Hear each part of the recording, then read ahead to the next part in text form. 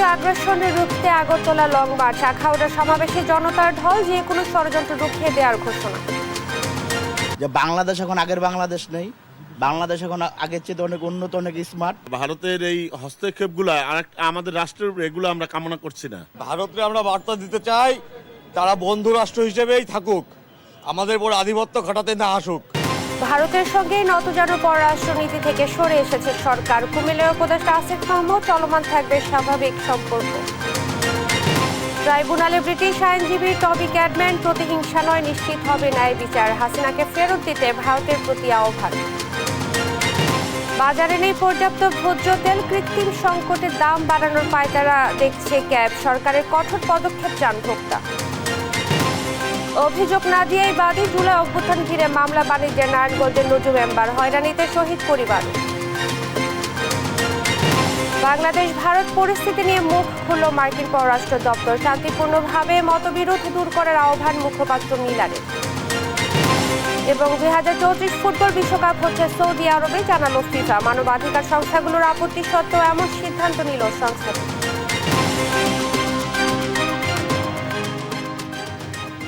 দেখছিলেন সংবাদ শিরোনাম, সঙ্গে আছি আমি ইশরাত জাহান মনি। এবারে বিস্তারিত। ভারতীয় আগ্রাসনের বিরুদ্ধে আগরতলা অভিমুখে লং মার্চ করেছে বিএনপির 3 অঙ্গ সংগঠন। ঢাকা থেকে শুরু হওয়া লং মার্চ বহর আখাউড়া স্থলবন্দর মাঠে পৌঁছায় বুধবার বিকেলে। এ সময় সমাবেশে বক্তারা বলেন, সার্বভৌমত্বের প্রশ্নে বিএনপি আপোষহীন, দেশের মানুষ যে কোনো দুর্যোগ ঐক্যবদ্ধভাবে মোকাবেলা করতে প্রস্তুত বলেও হুঁশিয়ারি দেন তারা। সহকর্মীদের তথ্য ছবিতে আপনপুর রিপোর্ট। ভারতীয় আগ্রাসনের প্রতিবাদে আগরতলা অভিমুখে বিএনপির 3 সংগঠনের লং মার্চ বিকেল 4টার দিকে আখাউড়ায় পৌঁছায়। পরে স্থলবন্দর মাঠে সমাবেশে বক্তব্য রাখেন 3 সংগঠনের নেতারা। যুবদল সভাপতি আব্দুল মোনায়েম বলেন, বাংলাদেশের স্বাধীনতা সার্বভৌমত্বের প্রশ্নে আপোষহীন বিএনপি, যে কোনো ঝুঁকি নিতে প্রস্তুত দেশের জনগণ। স্বাধীনতা সার্বভৌমত্বের জন্য দেশের জনগণ যে কোনো ঝুঁকি নিতে প্রস্তুত আছে। আমরা বাংলাদেশের অখণ্ড স্বাধীনতা সার্বভৌমত্বের প্রশ্নে আমরা আপোষহীন। ইস্পাত কঠিন ঐক্যের মাধ্যমে বাংলাদেশের স্বাধীনতার প্রতি যে সকল দৃষ্টি দিয়েছে সেটাকে প্রতিহত করতে হবে। স্বেচ্ছাসেবক দল সভাপতি এস.এম. জিলানী বলেন, এদেশের গণতন্ত্র ধ্বংস করার জন্য বারবার ভারত চক্রান্ত করেছে, সীমান্তে হাজার মানুষ হত্যা করেছে, পানির ন্যায্য হিস্যা দেয়নি, রক্তচক্ষু দেখিয়ে লাভ নেই, যে কোনো দুর্যোগ দেশের মানুষ ঐক্যবদ্ধভাবে মোকাবিলা করতে প্রস্তুত বলেও হুঁশিয়ারি দেন তিনি। গণতন্ত্র ধ্বংস করার জন্য ভারত বারবার বাংলাদেশের বিরুদ্ধে চক্রান্ত করেছে। আপনারা বাংলাদেশের ওই চট্টগ্রাম দাবি করেন, কিন্তু আমরাও তো সিরাজউদ্দৌলার সেই পশ্চিমবঙ্গের আমরা দাবি করতে পারি, ওটা তো বাংলাদেশের অংশ। রক্ত চক্ষু দেখে লাভ নাই, বাংলাদেশের মানুষ বারবার প্রমাণ করেছে, তখনই দুর্যোগ এসেছে বাংলাদেশের মানুষ ঐক্যবদ্ধ হয়েছে। সকালে ঢাকা থেকে যাত্রা শুরু করা লং মার্চে পথে পথে খণ্ড খণ্ড মিছিল যোগ হয়। ছাত্রদল, যুবদল ও স্বেচ্ছাসেবক দলের এই লং মার্চ নারায়ণগঞ্জের সাইনবোর্ড এলাকায় পথসভা করে এগিয়ে যায় কিশোরগঞ্জের ভৈরবের দিকে, সেখানেও হয় পথসভা। ভোট চুরি করে থেকে শুরু করে সকল অনৈতিক অপকর্মের সাথে ভারত সরকারের সরাসরি সম্পৃক্ততার অভিযোগ রয়েছে। সম্প্রতি ভারতের আগরতলায় বাংলাদেশের সহকারী হাইকমিশনে হামলা ও বাংলাদেশের জাতীয় পতাকা অবমাননা এবং সাম্প্রদায়িক দাঙ্গা বাঁধানোর ষড়যন্ত্রের প্রতিবাদে এই লং মার্চ কর্মসূচি করে বিএনপির 3 সংগঠন। আপনপু, নিউজ ডেস্ক, দেশ টিভি। এবারের বিজয় দিবসের অনুষ্ঠানে বেগম খালেদা জিয়া ও তারেক রহমানকে আমন্ত্রণ জানিয়েছেন রাষ্ট্রপতি। বুধবার সন্ধ্যায় রাষ্ট্রপতির সামরিক সচিব মেজর জেনারেল মোহাম্মদ আদিল চৌধুরীর রাষ্ট্রপতির পক্ষ থেকে আমন্ত্রণপত্র বিএনপি চেয়ারপারসনের কার্যালয়ে পৌঁছান। খালেদা জিয়া ও তারেক রহমানের পক্ষে দলের স্থায়ী কমিটির সদস্য AZM জাহিদ হোসেন আমন্ত্রণপত্র গ্রহণ করেন। এর আগে গত 21 নভেম্বর সশস্ত্র বাহিনী দিবস উপলক্ষে সেনাকুঞ্জের সংবর্ধনা অনুষ্ঠানে যোগ দেন খালেদা জিয়া। ভারতের সঙ্গে নতজানু পররাষ্ট্রনীতি থেকে অন্তর্বর্তীকালীন সরকার সরে এসেছে, এমন মন্তব্য করেন স্থানীয় সরকার উপদেষ্টা আসিফ মাহমুদ। বুধবার দুপুরে কুমিল্লা পল্লী উন্নয়ন একাডেমিতে টেকসই উন্নয়ন বিষয়ক কর্মশালায় এ কথা বলেন তিনি। জানান, জাতীয় স্বার্থ সামনে রেখে ভারতের সঙ্গে নতুনভাবে সম্পর্ক তৈরি হবে। এ সময় আসিফ বলেন, সরকারি ও প্রশাসনিক কর্মকর্তাদের দিয়ে জনপ্রতিনিধিদের কাজ পরিচালনা কঠিন হয়ে যাচ্ছে, তাই সংস্কার কাজ শেষে দ্রুত নির্বাচন হবে বলে আশ্বস্ত করেন তিনি।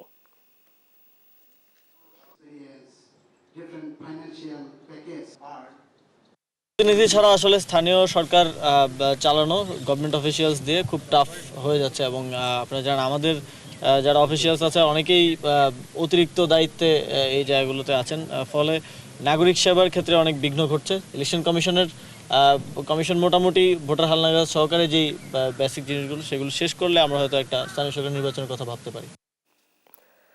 গণতান্ত্রিক দেশের দাবিদার হিসেবে ভারতের উচিত হবে আইন মেনে শেখ হাসিনাকে বাংলাদেশে ফেরত পাঠানো, এমন মন্তব্য করেছেন ব্রিটিশ আইনজীবী টবি ক্যাডম্যান।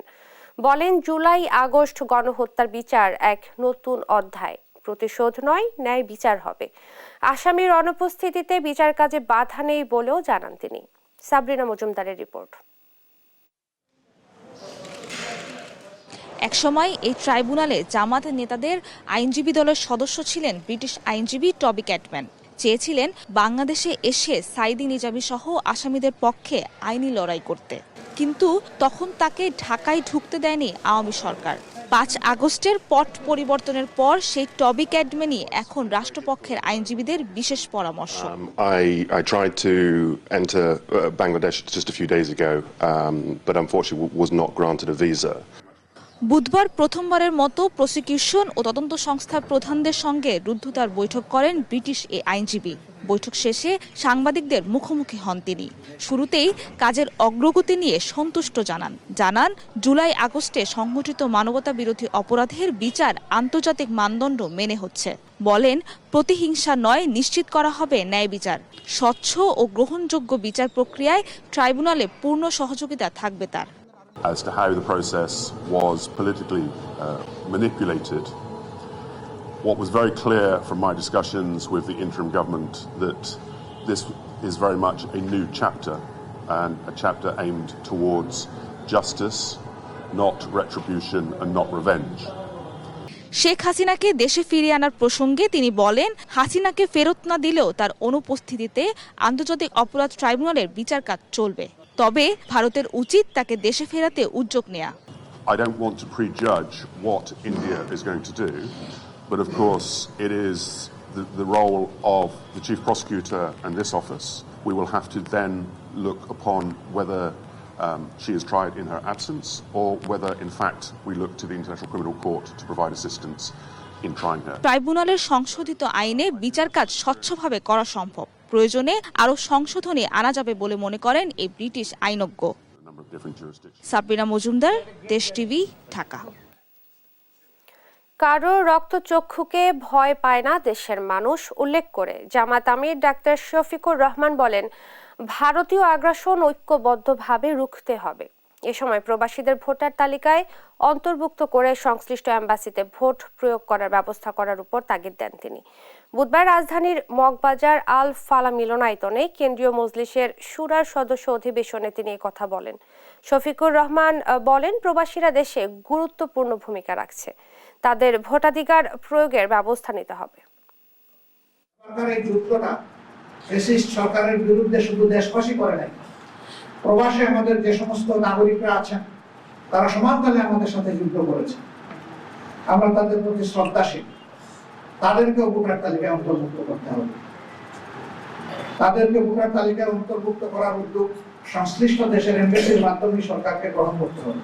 প্রাপ্তবয়স্ক নাগরিককে ভোটার তালিকায় অন্তর্ভুক্ত হওয়ার সুযোগ সৃষ্টি করে দেওয়া। দ্বিতীয়টি হচ্ছে, বিগত সরকার জুলুম করে বহু জায়গায় তৎকালীন বিরোধী দলে যারা ছিলেন তাদের এলাকাগুলোকে টার্গেট করে আসন সংখ্যা কমিয়ে দিয়েছেন। আসন পুনর্বিন্যাসের নামে ভুয়া মুক্তিযোদ্ধারা স্বেচ্ছায় স্বীকার করলে সাধারণ ক্ষমা ঘোষণা করা হবে, নয়তো তাদের বিরুদ্ধে ব্যবস্থা নেওয়া হবে বলে কঠোর হুঁশিয়ারি দিয়েছেন মুক্তিযুদ্ধ বিষয়ক উপদেষ্টা ফারুকী আজম। বুধবার দুপুরে মুক্তিযুদ্ধ বিষয়ক মন্ত্রণালয়, শহীদ বুদ্ধিজীবী ও মহান বিজয় দিবস এবং মুক্তিযুদ্ধ বিষয়ক মন্ত্রণালয়ের সার্বিক কার্যক্রম নিয়ে সংবাদ সম্মেলনে এই কথা বলেন তিনি। মুক্তিযুদ্ধের সময় 12 বছর 6 মাস বয়সীরা মুক্তিযোদ্ধা হিসেবে স্বীকৃতি পাবে জানিয়ে উপদেষ্টা বলেন, এর থেকে কম বয়সী 2111 জনের নাম বাতিল করা হয়েছে। এ সময় রাজাকারের তালিকা করা সম্ভব নয় বলেও জানান তিনি।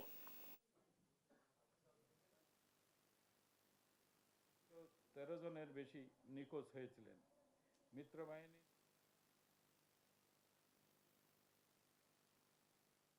12 বছর 6 মাস নির্ধারণ করা হয়েছিল। এর নিচে যে সমস্ত মুক্তিযোদ্ধা, যে সমস্ত যারা মুক্তিযোদ্ধা হয়েছে তাদেরকে বাতিল করার ব্যাপারে সিদ্ধান্ত হয়েছিল। বহু অভিযোগ আছে যে মুক্তিযোদ্ধা না হয়েও এখানে মুক্তিযোদ্ধা হিসাবে তারা তালিকাভুক্ত হয়েছে, গেজেটভুক্ত হয়েছে এবং সুবিধাদি গ্রহণ করছে। তো আমার দৃষ্টিতে এটা একটা জাতির সাথে প্রতারণা। এটা ছোটখাটো অপরাধ নয়, অনেক বড় অপরাধ। আদালতের কাছ থেকে যখন এই বিষয়টা নির্ণীত হবে তখন আমরা তাদের তো বাতিল করবই এবং এটার জন্য প্রয়োজনীয় সাজার জন্য আমরা ব্যবস্থা করব। নতুন বাংলাদেশ দুর্নীতির কাছে হার মানবে না। আগামী 7 দিনের ভিতর নিজেদের সম্পদের হিসেব গণমাধ্যমে প্রকাশ করবে দুদক নবনিযুক্ত চেয়ারম্যান এম এ মোমেন। বিগত সময় যেসব বড় ধরনের দুর্নীতি হয়েছে তারা কেউই ছাড় পাবে না বলেও হুঁশিয়ারি দেন তিনি। এদিকে দুদকের নতুন কমিশনার আলী আকবর আজিজি বলেন, দুর্নীতিবাজদের চিহ্নিত করা দুর্নীতি দমন কমিশনের দায়িত্ব, বিচার করা নয়। বিস্তারিত ফজলা আদিত্যের রিপোর্টে। গত 29 অক্টোবর দুর্নীতি দমন কমিশনের চেয়ারম্যান ও কমিশনারের পদত্যাগের পর মঙ্গলবার বিকেলে মন্ত্রিপরিষদ বিভাগের এক প্রজ্ঞাপনে দুদকের নবনিযুক্ত চেয়ারম্যান ও কমিশনারদের নাম উল্লেখ করা হয়। দুদকের বর্তমান চেয়ারম্যানের দায়িত্ব গ্রহণ করেন মোহাম্মদ আব্দুল মোমেন এবং নবনিযুক্ত কমিশনাররা হলেন আলী আকবর আজিজি ও অবসরপ্রাপ্ত ব্রিগেডিয়ার জেনারেল হাফিজ আহসান ফরিদ। দুপুরে দুর্নীতি দমন কমিশনের প্রধান কার্যালয়ে দায়িত্ব গ্রহণের আনুষ্ঠানিকতা শেষে সাংবাদিকদের সাথে কথা বলেন দুদকের নবনিযুক্ত চেয়ারম্যান আব্দুল মোমেন। আপনারা সবাই যদি সাহায্য করেন, আমি বিশ্বাস করি এটি আমরা কমাতে অনেকাংশেই সক্ষম হব। দুর্নীতি একেবারে নির্মূল করতে পারবো সেরকম প্রতিশ্রুতি দেওয়া বোধহয় ঠিক হবে না, কিন্তু আমরা যাতে আমাদের সাধ্যমতো কাজ করতে পারি সেটি আমাদের দেখতে হবে। নবনিযুক্তদের সম্পদের তথ্য নিয়ে সাংবাদিকরা প্রশ্ন করলে তিনি বলেন, আগামী 7 দিনের মধ্যে নিজেদের সম্পদের হিসাব গণমাধ্যমে প্রকাশ করবেন তারা। আমি একেবারে স্পষ্টভাবে বলি, আগামী 7 দিনের মধ্যে নতুন যে কমিশন, এই কমিশনের হিসাব আপনারা পেয়ে যাবেন। আমি কি আপনি আমার সাথে একমত?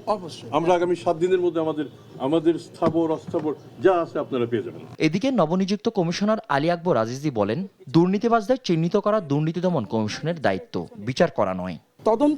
তদন্তই হচ্ছে ফাউন্ডেশন। তদন্তটা যদি নিরপেক্ষ হয় নিশ্চয়ই ন্যায় বিচার প্রতিষ্ঠিত হবে সংসারে।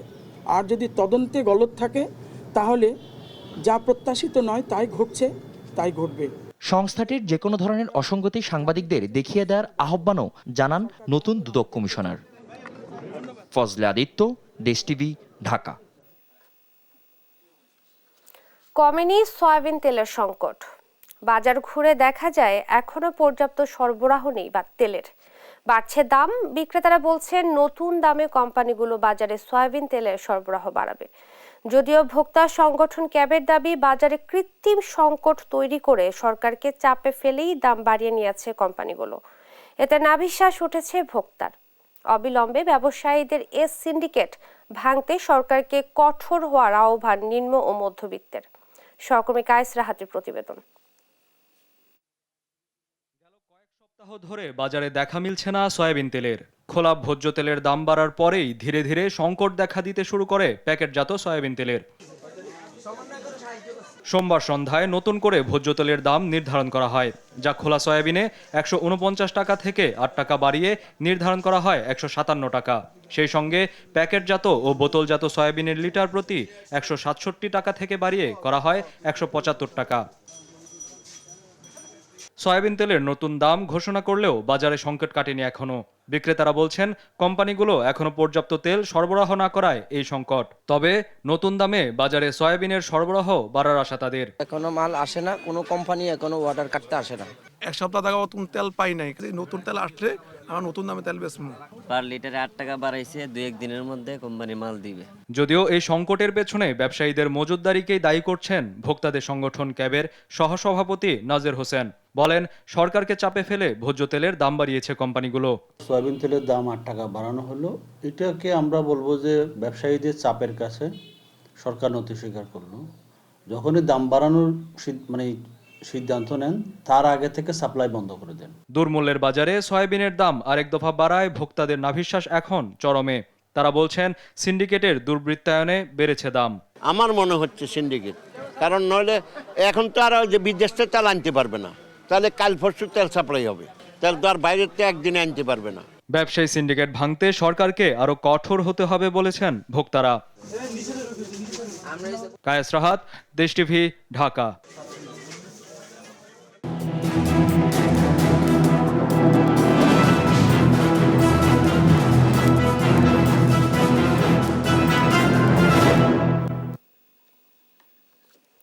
মামলা না করেও মামলার বাদী হয়ে গেছেন। মামলা হওয়ার কথা জানতেনই না শহীদ পরিবার। আসামিদের কেউ কেউ ছাত্র জনতা হত্যায় জড়িত না থেকেও হত্যা মামলায় আসামি। নারায়ণগঞ্জ জুড়ে এমন মামলাবাজির মাস্টারমাইন্ড নজরুল মাতুব্বর ওরফে নজু মেম্বার। অভিযোগ আসে, নজু মেম্বার ব্যক্তিগত দ্বন্দ্বে হত্যা মামলা আসামি করেছেন অনেককে। তার হয়রানিতে দিশেহারা শহীদ পরিবারও। মিথ্যা মামলা বাণিজ্য ধারাবাহিকের আজ ৪র্থ পর্ব। ইশাত সোহেলের ক্যামেরায় এম.এ. আজিমের রিপোর্টে বিস্তারিত। নারায়ণগঞ্জের ফতুল্লায় জুলাই আগস্ট বিপ্লবকে কেন্দ্র করে মিথ্যা মামলা বাণিজ্যে মেতে উঠেছেন নজরুল মাতুব্বর ওরফে নজু মেম্বার। সহযোগিতার আশ্বাস দিয়ে একাধিক শহীদ পরিবারের সদস্যদের এনআইডি আর স্বাক্ষর নিয়ে শত শত মানুষকে করছেন মামলা হয়রানি। তার প্রতারণার অন্যতম শিকার অটোচালক ফয়সাল। নিজের অজান্তেই হয়েছেন হত্যা মামলার বাদী। সহযোগিতার আশ্বাস দিয়ে নজু মেম্বার এনআইডি আর স্বাক্ষর নিয়ে তাকে বাদী করে হত্যা মামলায় ফাঁসিয়েছেন 200-রও বেশি মানুষকে। কাগজপত্র দিলাম, পরে আমরা বলছে যে সহযোগিতা দিয়ে বৈশাখ আমরা সই দিলাম ভাই। পরের দিন শুনি নাকি আমার বাদী বানাইয়া 229 জনের মামলা হয়েছে। কিন্তু আমি এই মামলা ব্যাপারে কিছু জানতাম না, আর ওই মামলা ব্যাপারে উনি আমার সাথে কোনো শেয়ারও করে নাই। অধিকাংশ আসামিদের চেনেই না ফয়সাল। শুধু আসামি নয়, বিপাকে এখন তিনি নিজেও। বাবা মারা গেল, তার তোমরা না আমার বাবার উপরে এরকম একটা মিথ্যা একটা অপবাদ দিয়া মামলা কইরা এই নিরীহ মানুষটির যে হয়রানি কইরা যে আজকে তো আমরা আমার অন্তত আমার ফ্যামিলি তো আছেই, আমি যে টেনশন থাকলে আমার ফ্যামিলি টেনশন থাকবো না। নজু মেম্বারের এমন মিথ্যা মামলা হয়রানিতে দিশেহারা শত শত পরিবার। ফয়সালকে বাদী করে করা মামলায় এ পরিবারের দুজনকেই আসামি করেছে নজু। রাজনীতি না করলেও মসজিদ কমিটির দ্বন্দ্বে নজু মামলায় ফাঁসিয়েছেন তাদের। আমরা তো ভাই রাজনীতি করি না, আমাদের তো এরকম হয়রানি করার কোনো প্রশ্ন হয় না। এলাকার আশেপাশে জিজ্ঞেস করে দেখেন রাজনীতি পারপাসে কোনো জায়গায় আমরা ইনকাম করছি কিনা। নজু মাতবররা মসজিদ কমিটি নিতে চায়, তার জন্য এটা করছে, কারণ এই মসজিদের জায়গাটা আমাদের বংশ থেকে দেওয়া। বাদ পড়েনি নিজ স্বজনরাও। জমি সংক্রান্ত বিবাদের রেশে মামলায় আসামি করেছেন চাস্তো ভাইকেও। নজু আমার আপুর মামাতো ভাই, কথা বলছেন, ওর স্কিনার থেকে ওরা এই কামটা করতো আর কি, আর কিছু থেকে না। কোনো রাজনীতির মধ্যে ওর কোনো কাগজপত্র ওর কোনো নাম দেওয়া যেত না। এবার মুখোমুখি হতে চাই নজরুল মাতুব্বর ওরফে নজু মেম্বারের। তার দাবি, মানবিক বিষয় বিবেচনা করেছেন তিনি। শহীদ পরিবারগুলোর পক্ষে মামলা দিয়ে আওয়ামী লীগ কর্মীদের রোষানল থেকেও বাঁচিয়েছেন সবাইকে। এই এলাকা ভিত্তি যারা আওয়ামী লীগ করে এরা যার নেহারি ঝাড়ে মারতে ধরতেছে, তখনের জন্য যে আমি সম্পৃক্ত হয়েছি যে কেন ওরা মামলা হয়েছে, ওর বাপ মারা গেছে, মামলা হয়েছে, ঠিক আছে, ওর বাপে আন্দোলনে গেছে, গুলি করছে, ডাইরেক্ট ওপেন গুলি করে মারছে আওয়ামী লীগের লোকজন, তো মামলা হইতে মামলা করছে। তোমাদের এখন তোমরা যদি নির্দিষ্ট কোর্টে নির্দোষ প্রমাণ করে এসে পারবা। তবে নারায়ণগঞ্জ জেলা পুলিশ বলছে, প্রতারণার মাধ্যমে বাদী করে মামলা হয়রানির অভিযোগ পেলে ব্যবস্থা নেবেন তারা। যদি এমন কোনো বিষয় থাকে তাহলে বাদীর অবশ্যই অধিকার আছে, তিনি আদালতে গিয়ে কথা বলতে পারেন, আমাদের কাছেও বলতে পারেন। আমাদের কাছে পড়লে আমরা তখন আমাদের আইনানুগ যে ব্যবস্থা আছে আমরা সেগুলো নেওয়ার চেষ্টা করব। জুলাই আগস্ট বিপ্লবে নারায়ণগঞ্জ জেলায় নিহত হয় 23 জন, তবে জেলা জুড়ে হত্যা মামলা হয়েছে 37টি, যাতে আসামি 7,000-এরও বেশি। এম এ আজিম, দেশ টিভি, ঢাকা। উত্তরের হিমেল হাওয়ায় বেড়েছে শীতের তীব্রতা। চুয়াডাঙ্গায় আজকের তাপমাত্রা 10.2 ডিগ্রি সেলসিয়াস। আরও জানাতে সরাসরি যুক্ত হচ্ছেন সহকর্মী খায়রুজ্জামান সেতু। সেতু, জনজীবনে শীতের প্রভাব কেমন দেখছেন জানাবেন। ধন্যবাদ ইসরাত। আপনি যেমনটি বলছিলেন, আজকে সকাল 6টায় কিন্তু চুয়াডাঙ্গা আবহাওয়া অফিস সর্বনিম্ন তাপমাত্রা রেকর্ড করেছে 10.2 ডিগ্রি সেলসিয়াস। অর্থাৎ চুয়াডাঙ্গা জেলার প্রেক্ষাপটে এই 10.2 ডিগ্রি সেলসিয়াস এইটাই কিন্তু মৌসুমী সর্বনিম্ন তাপমাত্রা হিসাবে চুয়াডাঙ্গা আবহাওয়া আমাকে জানিয়েছে। এখনো কিন্তু সময় আছে, সকাল 9টায় তাপমাত্রা কত দাঁড়ায় এইটা হচ্ছে দেখার বিষয়। তবে আবহাওয়া অফিস কিংবা আবহাওয়া বিশেষজ্ঞরা আমাকে যেমনটা জানিয়েছে, সকাল 9টার দিকে কিন্তু তাপমাত্রা আরও কমার সম্ভাবনা রয়েছে। এর মূলত কারণ হচ্ছে কিন্তু চুয়াডাঙ্গাতে কিন্তু যে কুয়াশা, সে কুয়াশা কিন্তু তুলনামূলক কমলেও যে কুয়াশা কমেছে তা কিন্তু না। কারণ আমাকে আগেই হচ্ছে জানিয়েছিল চুয়াডাঙ্গা আবহাওয়া, সেটা হচ্ছে কিন্তু আজকে কিন্তু অন্তত দুপুরের আগে চুয়াডাঙ্গাবাসী শুরুতে দেখা পাচ্ছে না আর কি। গতকালকে কিন্তু একই অবস্থা ছিল, তার আগেও কি বলা যেতে পারে পরপর 2-3 দিন কিন্তু দুপুরের আগে চুয়াডাঙ্গাবাসী হচ্ছে শুরুতে দেখা পাচ্ছে না। এর মূলত কারণ হচ্ছে কুয়াশার থাকে আর কি। তবে আজকের কুয়াশাটা একটু উপরে ভাগে থাকায় কুয়াশার পরিমাণটা হচ্ছে চুয়াডাঙ্গাবাসী কম দেখছে। এটাই হচ্ছে মূলত কারণ যে দুপুরের আগে হচ্ছে শুরুতে না দেখা যাওয়ার।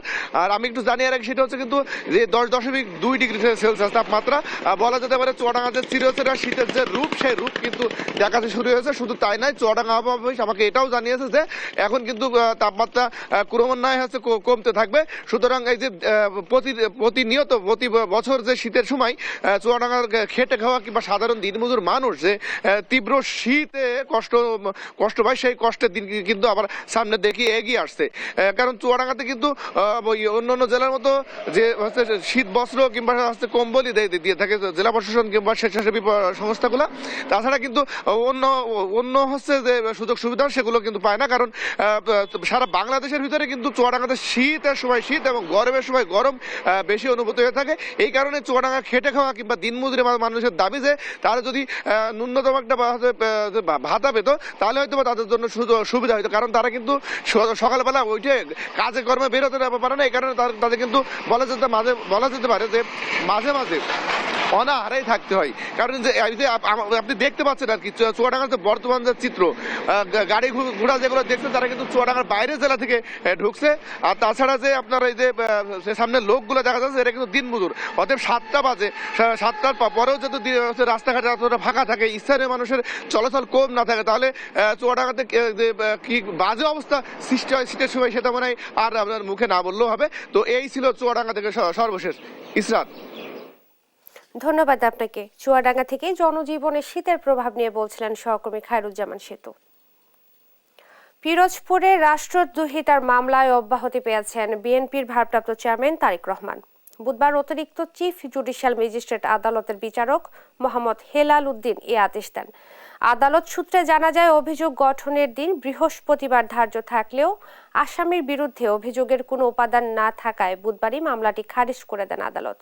দেশদ্রোহিতা ও বঙ্গবন্ধুকে নিয়ে কুরুচিপূর্ণ বক্তব্য দেওয়ার অভিযোগে 2014 সালের 24 ডিসেম্বর আইনজীবী দেলোয়ার হোসেন মামলাটি করেন।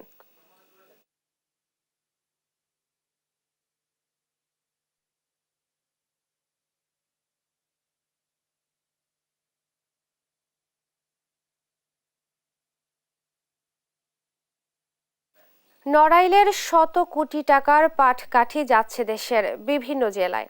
একটা সময় উৎপাদিত পাটকাঠি নিজেদের জ্বালানি ও বাড়ির গৃহস্থালির কাজে ব্যবহার করা হলেও গেল কয়েক বছর ধরে তা যাচ্ছে দেশের বিভিন্ন কোম্পানিতে।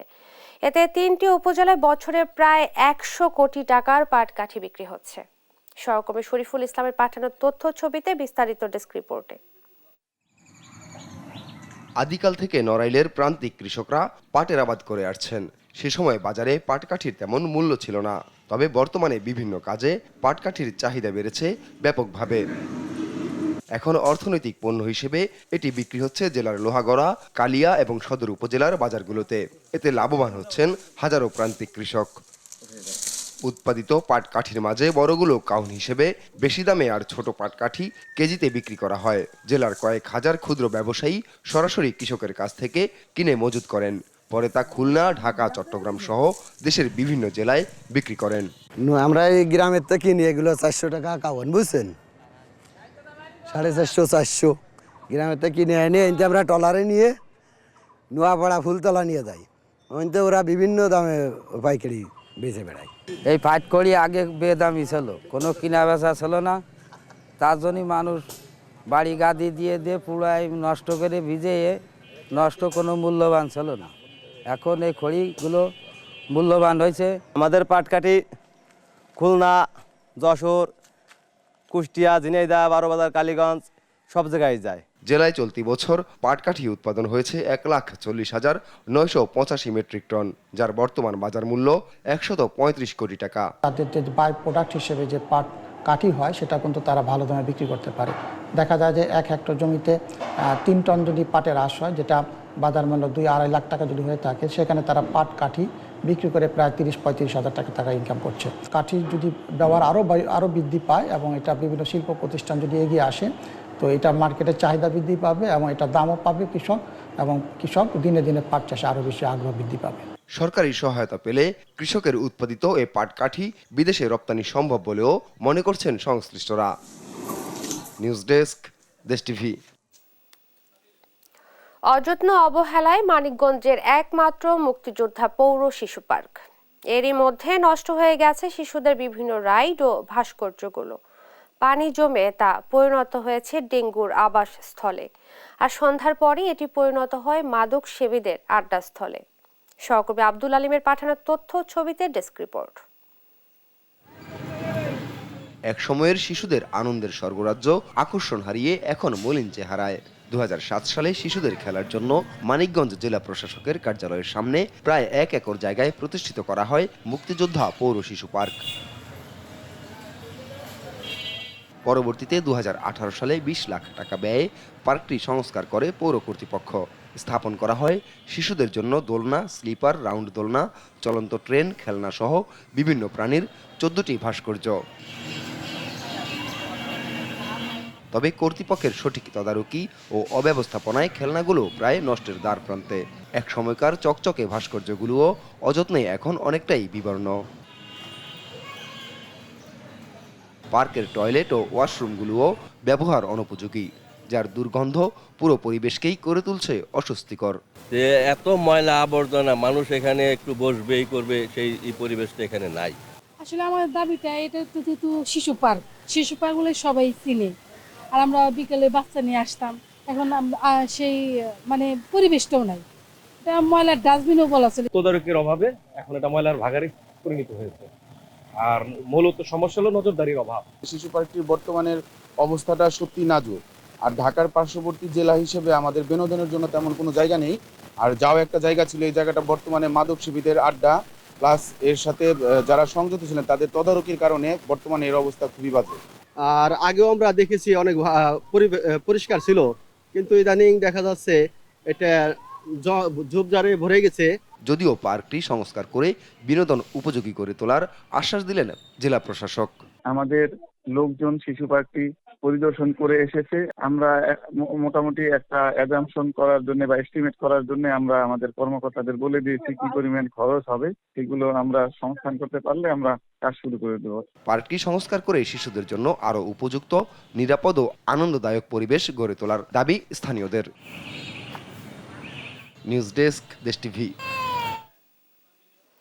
আমদানি করা চাল বাজারে আসার পরেও কুষ্টিয়ায় নতুন করে বেড়েছে চালের দাম। সব ধরনের চালই বাজারে কেজি প্রতি বিক্রি হচ্ছে 2 থেকে 3 টাকা বাড়তি দামে। দেশি চালের মতো চড়া দাম আমদানিকৃত চালেরও। এতে চরম বেকায়দায় পড়েছে সাধারণ ভোক্তারা, দুষছেন মিল মালিকদের সিন্ডিকেটকে। তবে মিল মালিকরা বলছেন ধানের বাড়তি দামের কারণেই বাড়ছে চালের দাম। ইরফান রানার ক্যামেরায় কুষ্টিয়া থেকে নাহিদ হাসান তিতাসের রিপোর্ট।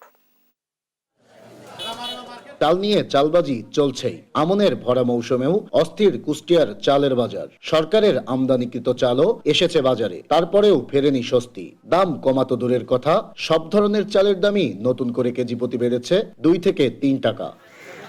কুষ্টিয়ার বাজারে সরু মিনিকেট চাল 2 টাকা বেড়ে বিক্রি হচ্ছে 72 টাকা কেজি দরে। কাজললতা চাল 3 টাকা বেড়ে বিক্রি হচ্ছে 68 টাকা কেজি। আর মোটা আটাশ চাল কেজিতে 2 টাকা বেড়ে বিক্রি হচ্ছে 58 টাকা কেজি দরে। দেশি চালের মতোই চড়া দামে বিক্রি হচ্ছে ভারত থেকে আমদানিকৃত বিজয়ভোগ চালও, যা বিক্রি হচ্ছে 72 টাকা কেজি দরে। মিলাররা বলছেন তাদের নাকি 2-1 দিনের ব্যবধানে ধান 100 টাকা করে বাড়ছে।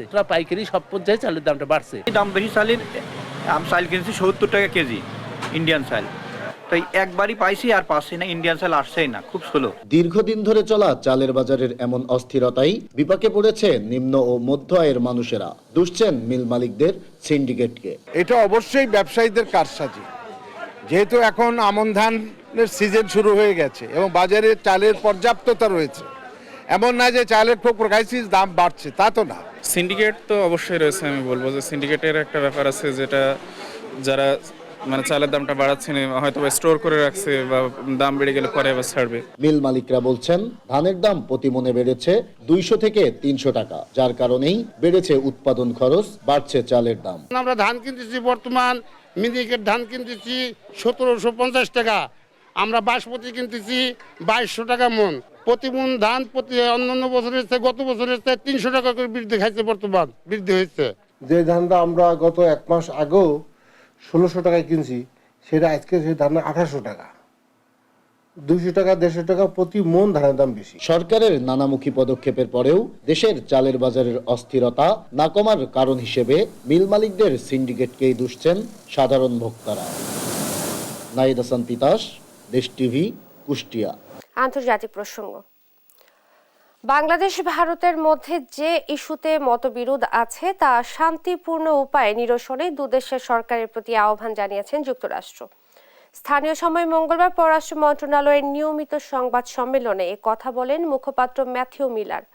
ভারতে বাংলাদেশ মিশনে হামলা ও প্রতিনিয়ত উস্কানিমূলক আচরণে যুক্তরাষ্ট্র কোনো প্রতিক্রিয়া জানাবে কিনা এমন প্রশ্নের জবাবে মিলার বলেন, ওয়াশিংটন চায় শান্তিপূর্ণ উপায়ে মতবিরোধ দূর করে নেবে দুই দেশ। সম্প্রতি আগরতলায় বাংলাদেশ সহকারী হাই কমিশনের ন্যাক্কারজনক হামলা চালায় ভারতের উগ্রপন্থী গোষ্ঠী। এ ঘটনাকে ভিয়েনা কনভেনশন লঙ্ঘন উল্লেখ করে প্রতিবাদ জানায় Dhaka. Foreign Secretary has visited Bangladesh, and recently both India and Bangladesh have expressed concern on the violent attack on a diplomatic mission of Bangladesh inside India. Do you have a comment on that developments and the increasingly aggressive rhetoric directed towards Bangladesh? So, look, we want to see all parties resolve their disagreements peacefully.